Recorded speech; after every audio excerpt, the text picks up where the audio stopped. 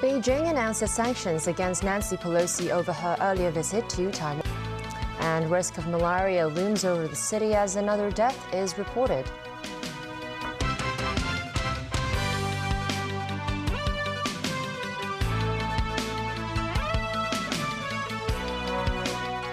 Good evening and welcome to TVB News.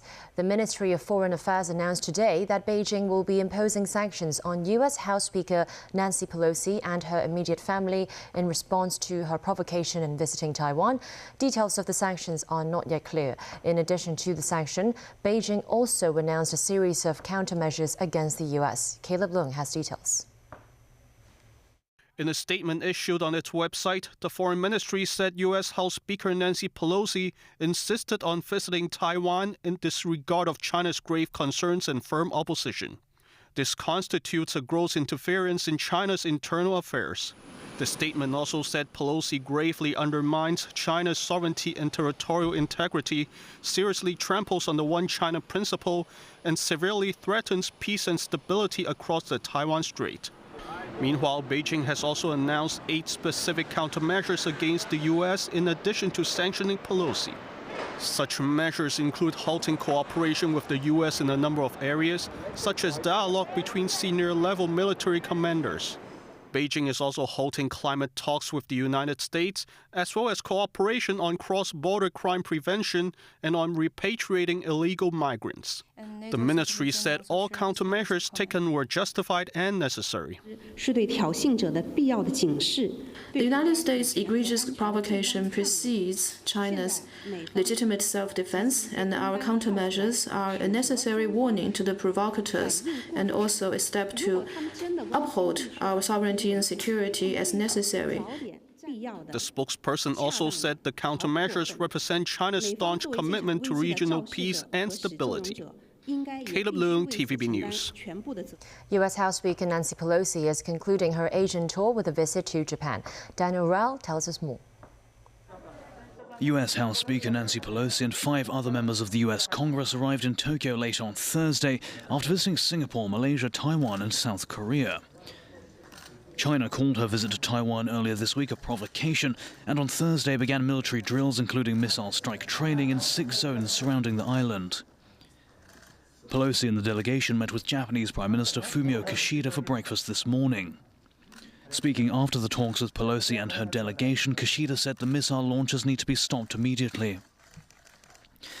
Also discussed during the meeting were Japan and the US's security concerns over China, North Korea and Russia, and the two nations' commitments to working toward peace and stability in Taiwan. Pelosi said her trip to Taiwan was not intended to change the status quo for the island, but to maintain peace in the Taiwan Strait. She accused Beijing of using her visit as an excuse to conduct missile strikes. As you see, the Chinese made their strikes, probably using our visit as an excuse. Let me close by saying this. The Chinese have tried to isolate Taiwan. They may try to keep Taiwan from visiting or participating in other places, but they will not isolate Taiwan by preventing us to travel there. In Washington, U.S. National Security Council spokesperson John Kirby reiterated the U.S.'s desire to continue its presence in the Western Pacific. We will not seek, nor do we want, a crisis. At the same time, we will not be deterred from operating in the seas and the skies of the Western Pacific, consistent with international law, as we have for decades, supporting Taiwan and defending a free and open Indo-Pacific. Daniel Well, TVB News.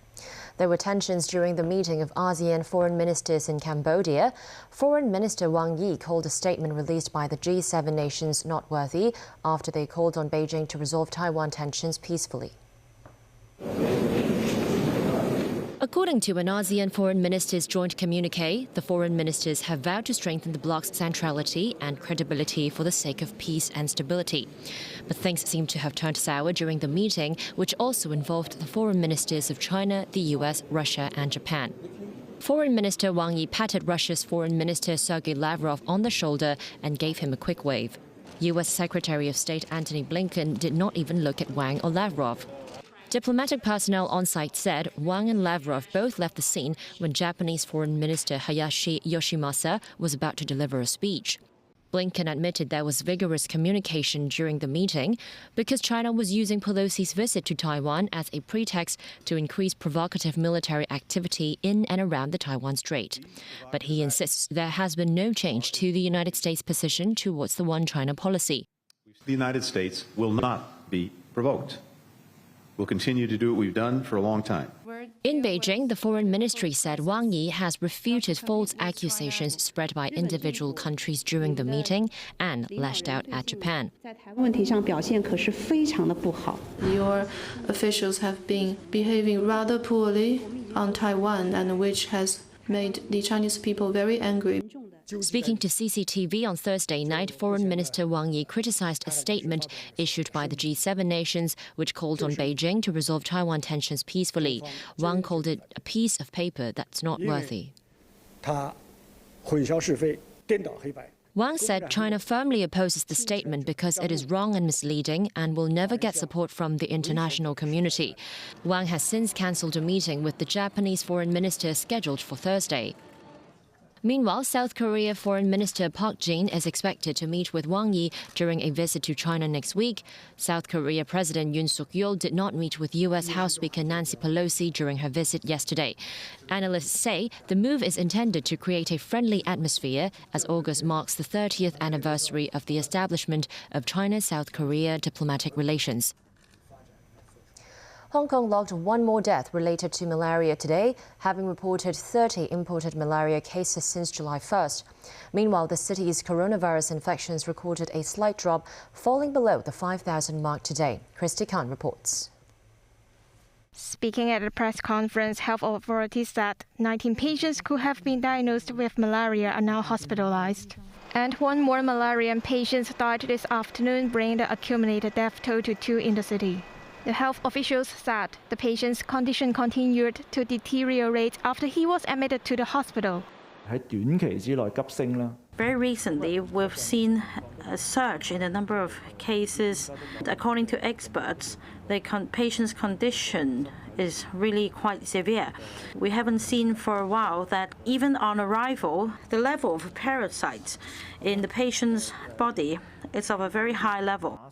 Malaria cannot be transmitted from person to person but through Anopheles mosquitoes. According to information from the Food and Environmental Hygiene Department, the 2 types of Anopheles mosquito haven't been seen in urban areas in recent years. The authorities said they will arrange treatment for patients who have contracted malaria with specialist follow-up action. So far, we have adequate supply of medication for these patients, but at the same time, we will continue to have arrivals from overseas and perhaps more such cases.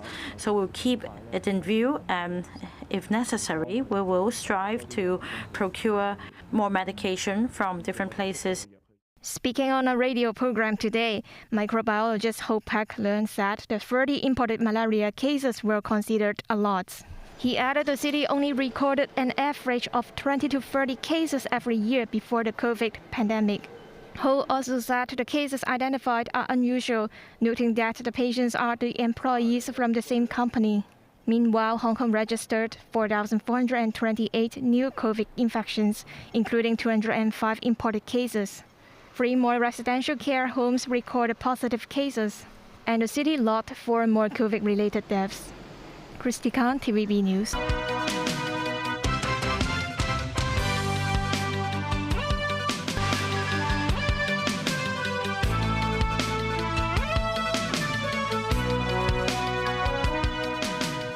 Welcome back to TVB News. The government has processed more than half of the applications for people who appealed after their consumption vouchers were rejected. The successful applicants will receive the first installment this Sunday. Around 6.3 million Hong Kongers are eligible to get their hands on their vouchers from Sunday. The government said it has received around 158,000 applications to review their unsuccessful registrations. Among them, about 104,000 cases have been approved after the authorities verified their eligibility. Additionally, the authorities said they will deploy more manpower to process the remaining applications. if their cases are successful, they will get their first vouchers on August 16th at the earliest. Lawmaker Eunice Young has posted a newspaper advertisement announcing her decision to renounce her family relationship with her father-in-law, Wang Yi.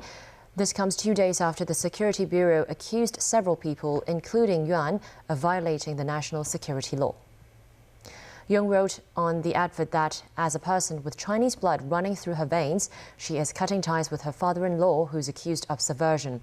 Young said it's necessary to safeguard national security and deliver correct messages to the public. She said her husband understands her decision. On Wednesday, the Security Bureau denounced Wang Yi and other people for setting up a so-called Hong Kong Parliament overseas. The government has launched Dress Casual Friday starting this week. From now on, government employees may dress sporty or casual for work on Fridays starting today. On the footbridge just outside the government headquarters in Admiralty, many left behind their suit and tie for the day to dress casual. The government's Dress the Casual Wear Day aims to encourage civil servants to take part in more sports and recreational activities during their spare time. Still, the Dress Casual Fridays does not apply to staff members required to wear uniforms for operational needs. Overseas, the U.S. government has declared a public health emergency in its fight against monkeypox, which has affected more than 6,600 Americans. The U.S. says it has 1.1 million vaccine doses available and has already ordered another 5.5 million doses. And in West Hollywood, California, a vaccination program for vulnerable people has already begun. This pop-up clinic has launched just as California and then the federal government declared a state of emergency to deal with monkeypox. The announcement frees up money and other resources to fight the virus, which may cause fever chills and pimple-like bumps on many parts of the body. They took an additional step, which is to announce a public health emergency declaration of monkeypox. And that's important because what that's going to do is going to help accelerate the vaccine production and distribution. This includes new dosing strategies that have the potential to increase the number of available doses by 5-fold. Ukraine has reacted angrily to a report by human rights group Amnesty International that Kyiv's military tactics were putting civilians at risk. This as Russia continued to pound cities in the east and southern parts of Ukraine. Nancy Pelosi has details. Here in Mykolaiv, near the Black Sea, residents are dealing with the aftermath of a barrage of Russian shelling. Ukraine says the city is one of 9 regions in the east and south targeted by Russian forces, reporting at least 14 deaths and dozens of injuries. However, it is now the Ukrainian and not Russian military tactics that are coming under scrutiny.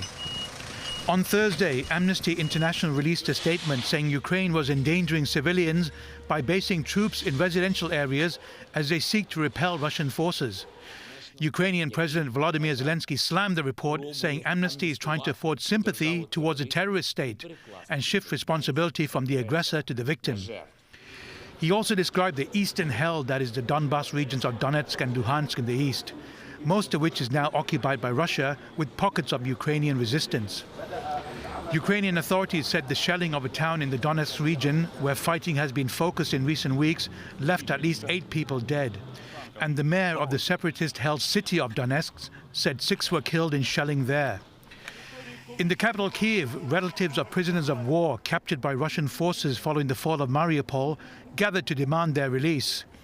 This 7-year-old, Zlata Vasilieva, held a placard calling for her father's return, saying, "I want my dad to be alive and that he never die." Meanwhile, 3 more ships full of grain have left Ukrainian ports and are headed to Turkey for inspection. Turkey's defense ministry said. The 3 ships are loaded with a total of 58,000 tons of corn. It comes after the first grain ship since the start of the war left Ukraine earlier this week, passing through Turkey inspection on the way to Lebanon. The ships that sailed on Friday from Ukraine are among more than a dozen cargo vessels filled with grain that were stuck at port since the start of the war in February. Nazvi Karim, TVB News. Switzerland is hoping an underground hydropower plant is the answer to its future energy needs. Switzerland can boast a number of spectacular dams and hydroelectric power sources, but their latest power project is underground, with developers saying it acts like a giant battery. The $2.2 billion Nondrons plant has the capacity to store enough energy to charge 400,000 car batteries at the same time. Its 6 turbines, tucked in a cave-in 600 meters below ground between 2 major reservoirs, have a capacity of 900 megawatts, making it one of the most powerful pumped storage plants in Europe.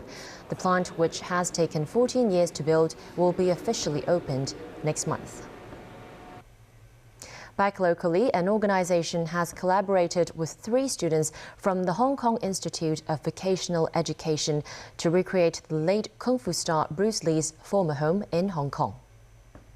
The star's former home was demolished in 2019, but with the use of virtual reality technology, the Bruce Lee Club said the martial arts star's fans will be able to revisit the home.